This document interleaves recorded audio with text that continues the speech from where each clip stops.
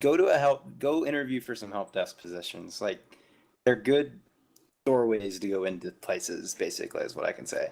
Like, I worked 2 help desk jobs prior to getting my actual development jobs, and they I don't know, it just puts that experience on the paper for your employers to be like, oh, he's trying to move up in something. I mean, you gotta start somewhere, dude. What do you mean help desk? You mean like a call Like, center? basically, what I did, basically, I worked at first I worked at a hospital, and what I was basically, say a computer went down in a room or something, they would file a ticket through a system, and I would say, okay, I got to go fix the computer, and you go figure out what's wrong with the computer, fix it. And then my second one was the same way, except for it was in like an industrial factory, with more like rugged computers and shit like that. Okay. But yeah, basically, I mean, that was basically how I started off with it. And then my next job after that was a development position. Okay, because I'm really good at Entry level, fixing but computers. You think you are, but do you know? Okay, I'll tell you what. Let me run you through some actual test questions. Okay. Because Oh, I snap. actually do administer the CompTIA A+ test to kids. I proctor it. Okay. So let me run you through some stuff here. And just to be nice, I'm gonna kick the music bot out so you can focus. Okay. Which of the following IP addresses would a technician see if a computer is connected to a multi-function network device and is attempting to attain an IP address automatically, but is not receiving an IP address from the DHCP server? A. 172.16.10.10. B. 192.168.0.10. C. 169.254.10. 192.168. That one. The IP to You your gonna router. let me finish them first? Oh yeah, go ahead. Sorry. That didn't interfere though. This should be Okay. a clear indication that wrong. Okay. So then C is 169.254.10.10, and D is 192.168.10.10. Oh, 192.168.110.110. Eh. What am I doing? I know it's 192, but No, it's not. it's not. That's No, to it's not. that's to your router. It's 169.254.10.10. The reason for it is because that's the Windows built-in default IP address that you would end up receiving. What is it? 169. 169.254.10.10. It'd be a variant of that. Basically, best way to try that and test it is actually plug your computer into a switch. Oh my god, what the fuck? So you plug your computer into a switch, make sure it's not plugged into an actual router or anything like that. Try to get an IP address. You'll get an IP address that's similar to that. That's an internal routing only. Second question. Now, keep in mind, I'm keeping a little in the hardware realm here. How many questions can he get wrong? Well, you have to score at least a 608, 690 out of 900, 900, 950, something like that. Okay. Okay. Question 2. 80 millimeter and 120 millimeter are common sizes for what type of PC component? Memory modules, sinks, CPUs, case fans. 80 millimeters. That would be about. It's a really small unit, though.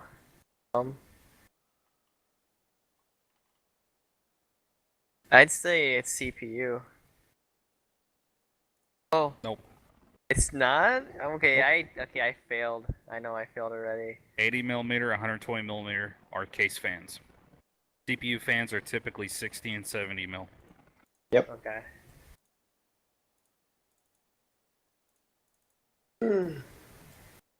You know, if computer science is too hard, man, you can always come do medical with me. No, dude. It's medical.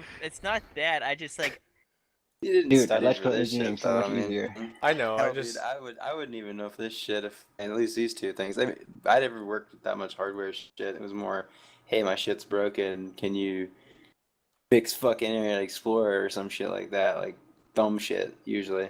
Make the It's internet confusing. speak to me. 9 times mean, out of I 10, know you just how to, like- Google it. What a and- guy. I What guess a... I guess I figured out what blown capacitors look like when I was working at the industrial job, but that's about it. I feel really I mean- bad because I don't know any of this stuff. Okay. I'm just I can listening go into to a you. computer and like find out what's wrong with it and fix it, but like these are. What do you mean? Okay. Code-wise or? Let me Google that for What, you. you mean software? Yeah. No, not like that. Not right now. No, I'm more like if something's wrong with the computer, I pretty much can sit there and like look at it, Troubleshoot, basically. troubleshoot it. Well, Yeah, anybody can do troubleshoot that if they took the time to look at it. You say anybody. You haven't worked at the help desks I've worked at. it. Trust me. Some Neither people- of I neither of the ones fucking- I've worked at. My first job, my first call I got at that fucking hospital, I Oh go my up God, to what a the person, she fuck? says, my fucking computer's not turning on. I'm like, okay. So I get there, I press the power button on the fucking monitor, and it turns on. And she's like, oh, thank you. And I'm like, yeah, no problem. You know, it was just turned off. And she's like, oh, my MacBook at home automatically turns on. Oh my god. Mac. Just kidding. Yeah. So like, yeah, like, I don't know. All right, next question. There's Let's see if different I- tiers, I guess, to help Let's test see. as well. Let's see if I kind of know what I'm doing talking about then. Okay. Which of the following controls the connection between the CPU and the PCI Express X16 expansion slot? Aha! A. Northbridge. B. Power supply. C. Memory. D. Memory controller. And it was what connects the CPU to the PCI Express X16 expansion slot.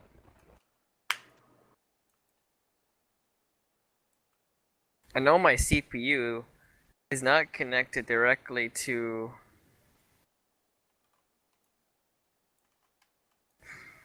It's. I know my power supply. I connect that to the CPU over next to it's. I know I'm wrong, but I'm gonna say power supply. Yeah, no. Northbridge. You're Northbridge. Minnesota, you Come have on, now lost your Minnesota. Counter-Strike Global Offensive tag. you are messing up. Okay. I'm gonna kill the bot because I'm tired of hearing an echo. Oh wait, when that bot's in the room, I have a non-stop echo feed from my headset. Huh.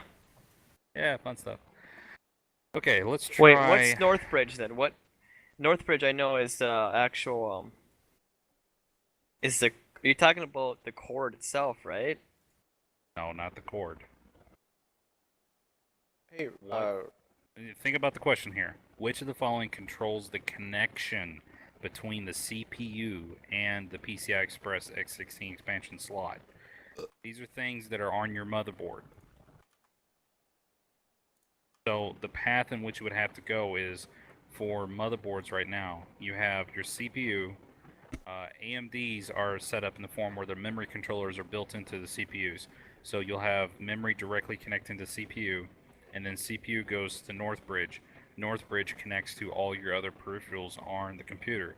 Then, in some cases, you'll have a South Bridge, and your South Bridge is directly connected to your North Bridge, and then your South Bridge handles more expansion stuff such as hard drives, USB ports, FireWire, Bluetooth, stuff like that. Yep.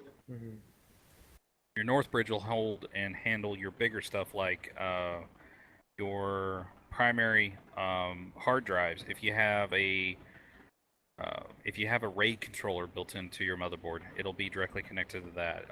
All of your PCI Express slots will be directly connected to it. You'll also have, if you have an onboard video card, it'll be directly connected to Northbridge. Sound cards typically won't be unless you only have a Northbridge. If you don't have a South Bridge, everything will be connected to Northbridge. But now here's something interesting though. On Intels, you'll actually have the CPU connected to Northbridge, Northbridge connecting to memory. The memory controller is in the Northbridge. You do not have a memory controller into the CPU for Intels. They actually go through the Northbridge, and that's why on Intel-based rigs you have more bandwidth for your applications and your peripherals to have direct memory access, which is also DMA. It would be a lot faster for your peripherals to talk to the RAM. But in all honesty, it's actually slower for the computational for your CPU to handle than talk to your RAM. So it's kind of a give and take kind of scenario, because in AMD's you have a faster connection with your RAM to the CPU because the memory controller is built in, versus Intel's, which aren't. The difference though is for everything on an AMD rig, everything has to go through a Northbridge, and Northbridge has to send it to CPU to get direct memory access. So it's either way, you've got a bottleneck one way or another. But because AMDs have the memory controller built into the CPU, they're more suited for gaming actually. Okay. But because Intel's don't have the memory controller built into them, they're more suited for heavy computational folding, genome research and stuff like that, and actual massive server applications.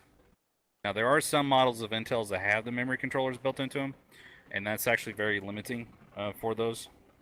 But because they were trying it out on a couple different models, I think the Haswells have them, and they work well, but they're capped at 16 gigs of RAM. So Okay. it's kind of like a give and take from that one as well.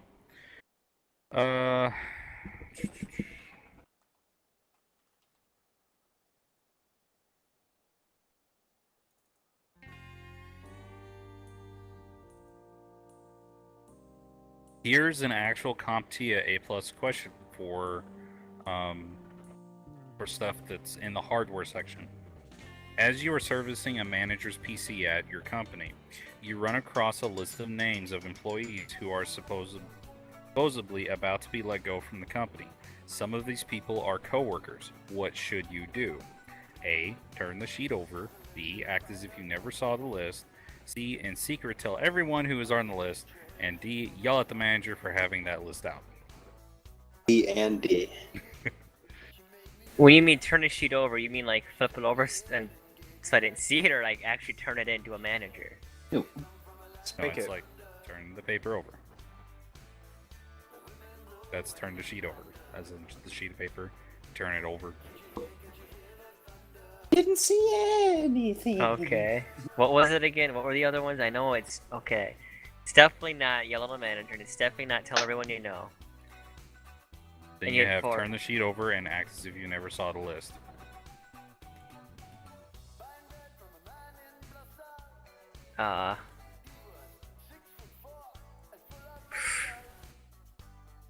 Act as if you never saw the list, but I mean, you gotta tell a manager too. I mean, what's What the if it's this is the scenario of this is the manager's PC you're working on? Oh, the manager's PC. Got it. Yes, Okay, and you come across a list that has employees that he's going to. basically kick to the curb. Okay. Some of them are your coworkers. This is about ethnics, right? You, Yeah, it's ethics. can I answer About it? ethnics. Yeah. Can I answer it from a non-computer tech person's perspective? Hell Or no. why? I'm just kidding. Do it. It's really quick. I'd throw a crazy party if I wasn't on that list in the office around the people who were gonna get kicked. And then they would just be like, well, this is an awesome party. I'm like, yeah, it is. And then they hear the bad news, and it's just like, hey, that party was your going away party. Get out. Well, they're your coworkers, but the thing is, it doesn't really.